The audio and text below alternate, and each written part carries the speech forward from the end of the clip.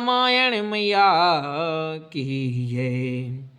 विप्रधेनु सुर संत हिते लीन मनोज अवतार। निज इच्छा निर्मित तनु माया गुण गोपार। ब्राह्मण गौ देवता और संतों के लिए भगवान ने मनुष्य का अवतार लिया है। वे अज्ञानमयी मलिना माया उनके गुण सत रज तम और बाहरी तथा भीतरी इंद्रियों से परे हैं। उनका दिव्य शरीर अपनी इच्छा से ही बना है, किसी कर्म बंधन से परवश होकर त्रिगुणात्मक भौतिक पदार्थों के द्वारा नहीं। सुनि शिशुरोदन परम प्रिय बानी, सभ्रम चली आई सब रानी। हर्षित जह तह धाई दासी, आनन मगन सकल पुरवासी। बच्चे के रोने की बहुत ही प्यारी ध्वनि सुनकर सब रानियां उतावली होकर दौड़ी चली आईं। दासियां हर्षित होकर जहां तहां दौड़ी। सारे प्रवासी आनंद में मग्न हो गए। दशरथ पुत्र जन्म सुनि काना, मानहु ब्रह्मानंद समाना। परम प्रेम मन पुलक शरीरा, चाहते उठन करत मत धीरा। राजा दशरथ जी पुत्र का जन्म कानों से सुनकर मानो ब्रह्मानंद में समा गए। ये उनमें अतिशय प्रेम है, शरीर पुलकित हो गया, आनंद में आधीर हुई। बुद्धि को धीरज देकर और प्रेम में शिथिल हुए शरीर को संभाल कर वे उठना चाहते हैं। जाकर नाम सुनत शुभ होई, मोरे ग्रह आवा प्रभु सोई। परमानंद मोरी मन राजा, कहा बुलाए बजावहूँ बाजा। जिनका नाम सुनने से ही कल्याण होता है, वही प्रभु मेरे घर आए हैं। यह सोचकर रात तक मन ही परम आनंद से पूर्ण हो गया। उन्होंने बाजे बालों को बुलाकर कहा कि बाजा बजाओ। गुरु वशिष्ठ कह गयाऊँ हकारा, आए दुजन सहित नृप द्वारा। अनुपम बालक देख जाई, रूप राशि गुण कही न सिराई।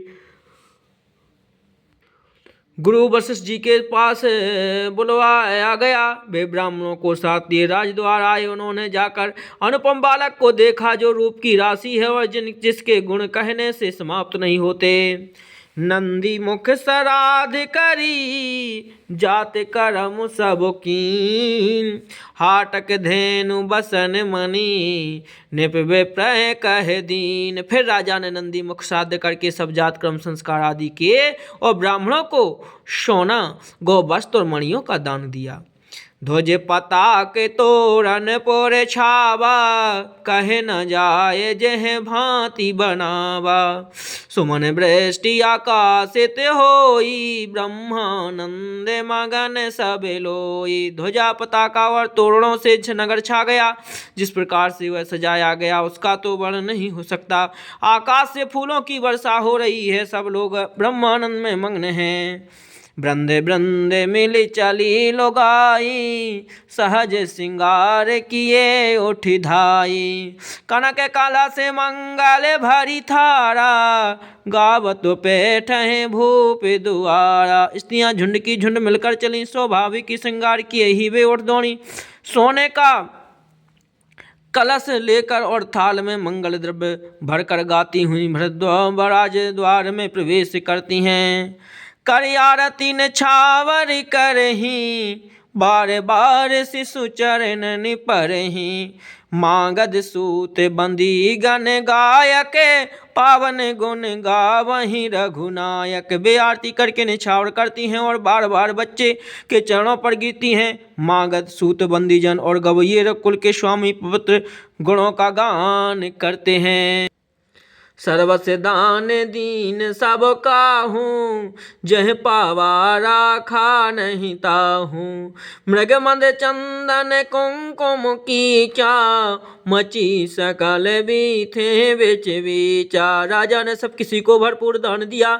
जिसने पाया उसने भी नहीं रखा, लौटा दिया। नगर की सभी गलियों के बीच बीच में कस्तूरी चंदन और केसर की कीच मच गई। ग्रह ग्रह बाज बधाव शोभे, प्रगटे सुषमा कंद हरस बंत सब जह तहें नगर नारी नर वृंद। घर घर मंगलमय बधावा बजने लगा, क्योंकि शोभा के मूल भगवान प्रकट हुए हैं। नगर के स्त्री पुरुषों के झुंड जहां तहां आनंद मग्न हो रहे हैं। के कहे सोता सुमित्रा दो सुंदर सुत जन मत भेओ।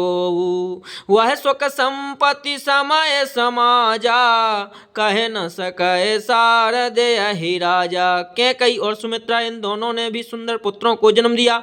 उस सुख संपत्ति समय और समाज का वर्णन सरस्वती और सर्पों के राजा शेष जी भी नहीं कर सकते।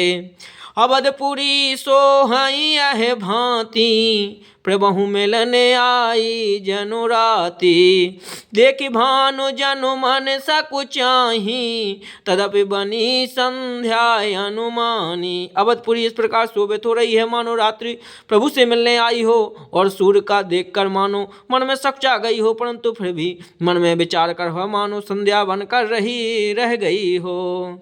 अगर धूप बाहु जाने अंधियारी उड़े अवीर मनहु अरो नारी।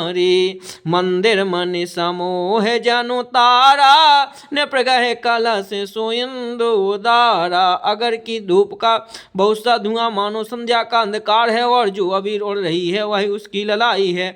महल में वे जो मणियों के समूह है वे मानो तारागण है। राजमहल जो कलश है वही मानो श्रेष्ठ चंद्रमा है। भवन वेद धुनि अति मृदु बानी जनु खग मुखर समय जनु सानी। कौतुक देखी पतंग भुलाना एक मास तेहि जाति न जाना। राजभवन में जो अति कोमल वाणी से वेद ध्वनि हो रही है वही मानो समय से समयानुकूल सनी हुई पक्षियों की चहचहाहट है। यह कौतुक देखकर सूर्य भी अपनी चाल भूल गए। एक महीना होने जाता हुआ ना जाना, अर्थात उन्हें एक महीना वहीं बीत गया। मास दिवस कहे दिवस भा मरम न जान कोई। रथ समेत रथिहा था क्यों निशा कवन विधि होय। निशा कवन विधि होय। सियावर रामचंद्र की जय। लखन